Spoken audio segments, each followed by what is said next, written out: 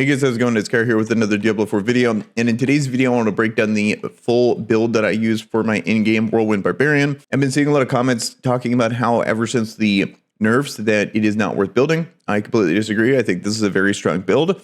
Definitely got hit by the nerfs pretty bad, but at the same time, I still think it is very viable and still worth building. So let's actually break down the class and then some of the changes I made to make it actually still viable in the in-game. First thing, let's start with abilities here. This is just to get enough points to go down to our core skills. We don't actually use this ability. The easier the content, the more I would actually be willing to put Lunging Strike on my bar just as a easy Fury generator. But for the most part, I'm going to be using a different move here in Iron Skin to be able to help survive. So then next we have Whirlwind. This is the core of the build, the whole point of the build here. And the big part of it is you need to go to the right side here, and this is going to massively improve your damage because we're going to have so many modifiers based on them bleeding. While using a slashing weapon, Whirlwind also inflicts a 40% of its base damage as bleeding damage over 5 seconds. You can't miss that. Super important. Next, we have, this is our generator and Rallying Cry. Absolutely need to have this. And you need to go to this portion here. Rallying Cry generates an additional 20 Fury and grants additional 20% resource generation. Incredibly important. Don't miss that. I personally just, in these 3 points, I like to have the additional maximum life because we are relatively squishy, especially when we don't have our challenging shout active. Then we have Iron Skin. This is very important for a couple of reasons, and then there's a couple legendaries that will synergize with this that make this a lot better. Also grants 15% base life as Fortify. This is really nice to help our survivability. This is an incredibly important ability in Challenging Shout. This is probably the only reason why we can even survive in harder content. On nearby enemies and gain 48% damage reduction for 8.53 seconds. It's really important to play around this and make sure that if you can't kill the enemies, like you have a ton of enemies you're spinning through and you can't kill them in that 8.53 seconds, that we get the hell out of there and then come back when this comes back on cooldown. Ideally, you have enough damage, which normally you do, to be able to actually spin on them and kill them, but this is a really important cooldown that if there's a ton of damage going on or you're pushing up in harder content, you need to be able to get out of there if you can't kill them in time. Then we go down to this section. Well, while Challenging Shout is active, you gain 3 Fury each time you take damage. Really important to help generate Fury because that is going to be something that's very difficult, as you'll find out with this ability here, that getting our Rage is a little tough, but worth it because the extra damage is so high. So then next, obviously, we're going to be going into Warcry. Having the 3 shouts is going to be really important to help reduce our cooldowns when you see the Paragon board. And it's just a really good shout because it's going to be giving us bonus damage. And Berserking here, which is great. That's another damage increase. And then we have powerful Warcry, where if at least 6 enemies are nearby, when you cast Warcry, your damage bonus is increased by an additional 10%. Then we go here. Increase the duration by 24% and get a little bit of healing there because we have a point to spare. Then we also have some damage reduction while berserking, and berserking Fury generation increased by 18% to help us out there with our Fury generation problems. And these are just no-brainer pickups for the increased damage. This is something absolutely do not miss. The 10% slow it's not about the slow. It's about getting the damage modifiers because they are CC'd. So you really need to have this. And then this is something to absolutely not sleep on. This is going to massively increase your survivability in Thick Skin. Each time you take direct damage, you gain 0.4 base life as Fortify. And then you also get increased damage when you have 40% or 50% of your maximum life, you deal 12% increased damage. So very good there. But the big thing is getting this one point wonder to be able to increase your Fortify to increase your survivability. And then next we take Wrath of Berserker, take it all the way down. And then Unbridled Rage is going to make it to where it's difficult to generate Fury because we're going to be dumping so much of it every time we Whirlwind, but it is insanely worth it because getting the 135% damage increase is just more value there, and we do a ton more damage.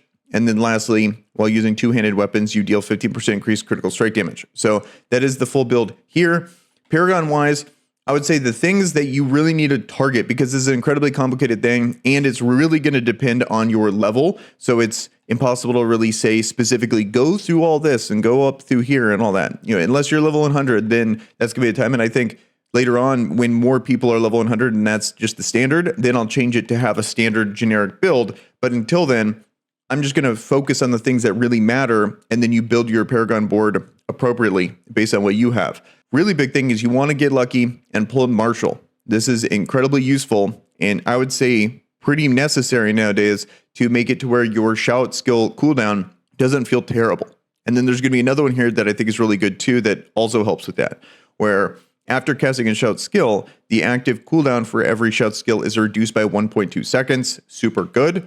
Then we also have disembowel. These are going to be the two main ones that you really need to help with your cooldowns, because I don't think this build has damage issues. All it has is cooldown issues and a little bit of survivability issues outside that window of a cooldown. So you could look at it two ways. You could look at it as a cooldown issue, or you could look at it as a survivability issue. But in my mind, I think the survivability is because of the cooldowns. So if we address the cooldowns, then we always have challenging shout, then we don't have a survivability issue. So killing a bleeding enemy has a 10% chance to reduce the cooldowns of your non-ultimate active cooldowns by 1 second. So that's another reason why we need to take the bleeding portion of the Whirlwind. Do not skip that. Absolutely necessary for the build. And then lastly, I just have exploit in here. I think this is also very good because it guarantees the vulnerable. And then it's another reason why, because I'm guaranteeing the vulnerable, I removed these points here. Your core skill has a 10% chance as a lucky hit to make enemies vulnerable for 2 seconds. So I used to have this slotted in, but once I got that Paragon glyph, I don't do that anymore. And I like having the consistency of exploit to guarantee the vulnerable. It just feels so much better. And yes, you could have the lucky hit. Yes, you're going to be spinning a ton and you think that would proc quite a bit, but it really doesn't. It doesn't proc nearly enough to justify it, in my opinion. So I like to actually guarantee it here in exploit and not even have to worry about that point, get the extra tankiness with your 5% life. Another thing too, a lot of people complain about the build, but the amount of power you get in your Paragon board as you go up, like you really need to have, I would say, like level 70 worth of points in here. Because like look at some of the crazy stuff you get, like 32% damage to elites, another 8%, another 8%. And that's going to really help you in being able to kill those guys, be able to continue going. If you don't have something like this on your board and you're spinning on them, yes, you're going to be killing all the side minions, but good luck trying to kill the main elites as you go through. Another thing too is leveling up your actual glyphs. Very important to be able to actually increase the, so look at this. It grants 80% bonus to all magic nodes within range. At base, this is only 40%. This used to be only 50% armor. Now it's 90% armor. And as it keeps going on, this is going to get better and better and make this even more armor, get more tanky, more physical damage, more dexterity. And then when I hit level 15 on this, it's going to increase the range of this by 1 square on every side. And then I'm going to get even more dexterity. I'm going to get more physical damage. I could pick up more armor here and then more armor there. So all of that's going to get boosted by these same rates because it's increasing the magic nodes, which are the blue nodes here. So there's so much power to be had just by increasing the Paragon board. And then over here, look at this. 20% damage with two-handed slashing weapons, plus 10% vulnerable damage, which is absolutely insane. And you get another 5% there. And then down here, this is also really big. Maximum Fury, 2-1 kill, 16% maximum Fury increase. You got another 1 Fury on kill, 1 Fury on kill. So like, don't sleep on this to be able to actually improve your power because there's some massive increases hidden in here as you're going to be leveling through this. That's going to really increase your power. And I think a lot of it, once you have the gear, this is going to be that final portion. The only thing I can really say for certain is which glyphs to pick because I don't know what level you are. And based on your level, which glyphs you have, all those things are going to change with your Paragon board. Next, let's actually talk about gear here and the legendary aspects that I think are necessary for this build. I would say the two that are absolutely 100% still mandatory, because I was thinking after the nerfs, because this one right here, Bold Chieftain's Band, is one of the best legendaries just in general, regardless of build for the Barbarian class, where you get the cooldown reduction on your shouts depending on how many enemies are near, up to 6 seconds. It used to be up to 12. It was like a massive nerf here when it came to Barbarian, and this is probably the biggest feels bad out of the entire Barbarian class is not having this, at least as strong as it used to be. And I would say, in my opinion, I think the nerf was too harsh, but still, it is very worth picking up, and you will notice it if you don't have it. Next is going to be the Circle of Echoing Fury. This one, where your shout skills generate fury per second while active. I would say this one's also incredibly useful and basically mandatory. We got a couple others here. Edge Masters is very good. Skills deal up to, in my case, 29%, but up to 30% increased damage based on your available primary resource when cast, receiving the maximum benefit while you have full primary resource. So being at full fury is a really big deal to be able to generate this and get that full benefit of Edge Masters. Another absolutely mandatory one. So out of the two mandatory ones, I would say these two are mandatory. You really want to have this. Next is going to be Dire Whirlwind. I think what really unlocks this is, yes, this is an aspect, and yes, you can slot this in, but I would say it's only worth building this once you have an aspect that, once you have a role that is better than the min roll.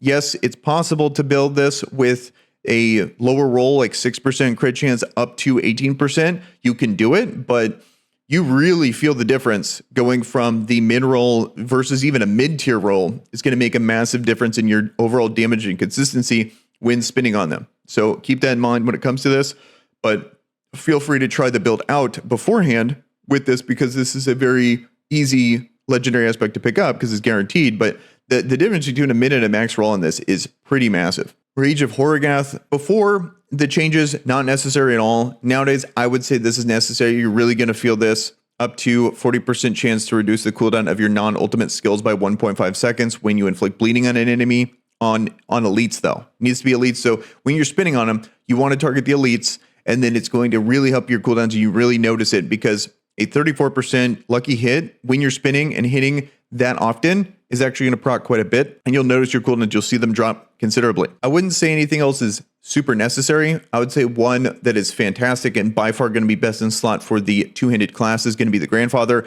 I haven't pulled that one out yet, but incredibly good. But for the headpiece, it's Harlequin's Crest is going to be the best in slot for the headpiece. Another unique. So these are going to be things that eventually will drop for you. You actually get quite a bit of these as you just grind through the game. But the ones in particular you're going to want to get are going to be those. And I think you're going to make, especially damage-wise, you're going to see the biggest increase when it comes to the Grandfather, because you're getting critical strike damage, and then the effect is increasing the critical strike damage on your gear here. So a very good, unique legendary, but unfortunately I haven't pulled it, and I think it still does very good damage without it. I would say another ancestral unique that is worth picking up, and I saw a massive increase in my survivability, is going to be in Temerity. This one's very good. And what's cool about this is that when you heal beyond 100% of your life, you gain a barrier, but that's affected by your potion. So that's going to also improve your survivability by quite a bit. You combine that with your thorns, your iron skin, and then you can actually get quite a big barrier there. It's going to make a massive difference in your survivability. So I'd say those are all the core ones here. Some of the bonus ones are going to be Ghostwalker's Runic Cleats. I like this a ton because when you're moving around, you gain Unstoppable for 4 seconds, or when you gain Unstoppable for 4 seconds, you gain 25% increased movement speed and can move freely through enemies, so you don't get unit collision. But when you press your generator, you're going to get it for 4 seconds after, so you can just speed through and just run to each objective as a barbarian, and it makes doing dungeon farms significantly easier. So I'm a big fan of that legendary. And then another one that would be nice is there's one that allows you to just pull enemies in with your Whirlwind. I would say that one's really good. And then if you have Temerity and you have Iron Skin on, there's one that increases your damage based on your barrier. When you have a barrier, you do increased damage. I don't have it on yet, but that's going to be the one I'm going to be slotting into right here.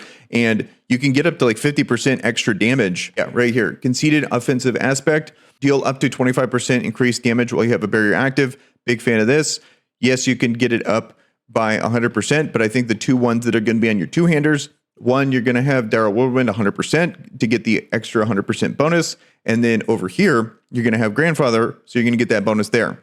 So you're definitely going to want to put it on a standard one without the increased benefit. And then also another one that I do not want you guys to sleep on is going to be Adventurer's Helm of Disobedience. This is another one that's guaranteed that you can get through the aspects, where you gain armor for 4 seconds based on when you deal any form of damage, stacking up to 50%. This one, especially early, I'd recommend putting on your amulet so you get the extra benefit there, where it can go up to 75%. That's going to really help your survivability. Last thing I didn't touch on was Gore's Devastating Grips. This got completely nerfed to the ground.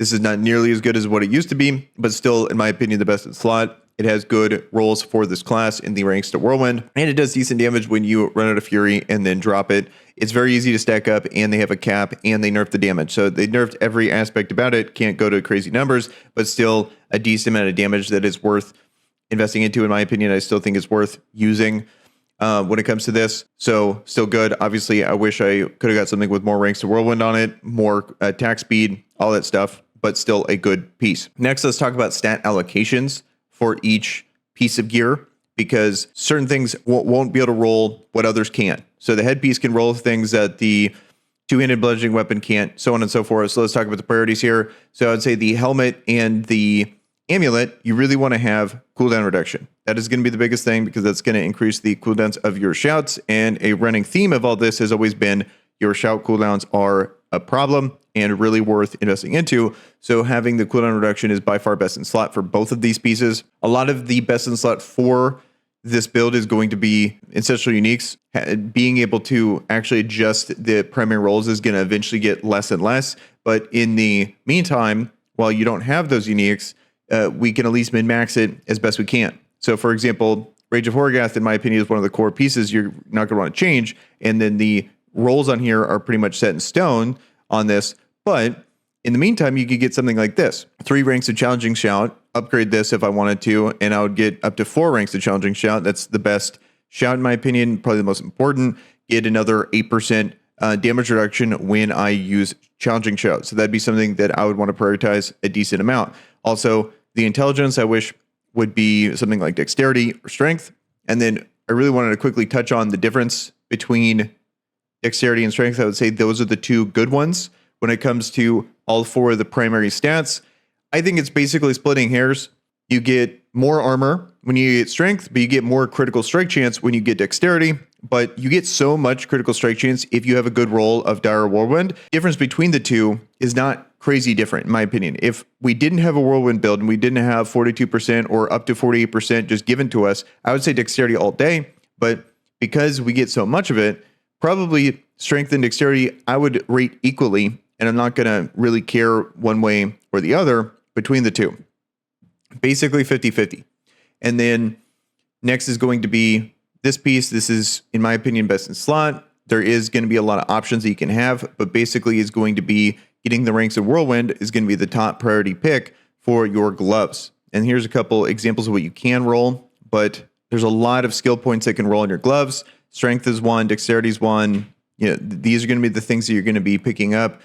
All stat, critical strike chance, like those are all really good things that you would want to pick up on your gloves. And then I think on the pants here, I think this is going to be the best. I think it's so much better than anything else. I just really want to slot in, like, who cares about the FXs? Just really try to roll temerity. This is going to be best in slot. I think this is one of the best in slot pieces just on every single class in the entire game. So this is going to be the #1 priority. And then the big thing I want to talk about is going to be, well, lastly, boots here. Fury cost reduction, that's the #1 priority here, but also you can get a lot of good just raw stats on the boots. There's a lot of other little cute stuff you can get, like stuff to shrines and speed and stuff like that. I don't really care about that. I think just the raw stats are good, and then a big one is going to be the Fury cost reduction. I like that one a ton. And then for the weapons, this is going to be one of the biggest impacts in your damage, because here on the overpower section, right below the attack per second, that section right there, you know, see that line in between? That one could only be overpower when it comes to a bludgeoning weapon. So in this case scenario, critical strike damage, ideally you want the biggest possible roll of critical strike damage you could get. And then you're going to be looking for stuff like vulnerable damage or damage to close enemies or core skill damage. Those are going to be the things you really want, but critical strike damage is going to be absolutely the #1 priority. And then when you come to these one-handers, notice how critical strike damage above the line and then critical strike damage below the line. Those are going to be the me personally, I don't even look at the piece of gear if it doesn't have critical strike damage on both sections. You really want that. Then I would say the next priority is going to be damage to vulnerable, and then core skill damage is very good. Damage to crowd control enemies, because that is going to improve our damage based on if they are slowed, which we're going to be doing to everyone. Vulnerable, as you saw from our glyphs, is happening guaranteed the second we do damage to them. So that is basically a guaranteed damage increase. Damage to stunned. You can take ground stomp in this section here. So that is something that is possible, but I like having the barrier. But damage to stunned is okay. And then damage to close enemies, I would say, would be something I would prefer in that section, but it is totally possible. Notice how some of the modifiers are bigger. So damage to injured enemies is going to be a bigger modifier than others. So core skill damage can go to 27, whereas damage to injured could go to 49. So based on how rare that situation is, the more they're willing to allocate a percentage modifier to it. And then there's the whole concept of damage buckets and trying to get multiplicative differences because you're hitting different damage buckets. That's a whole separate video. But having multiple different sections is going to really ramp up your damage quite a bit.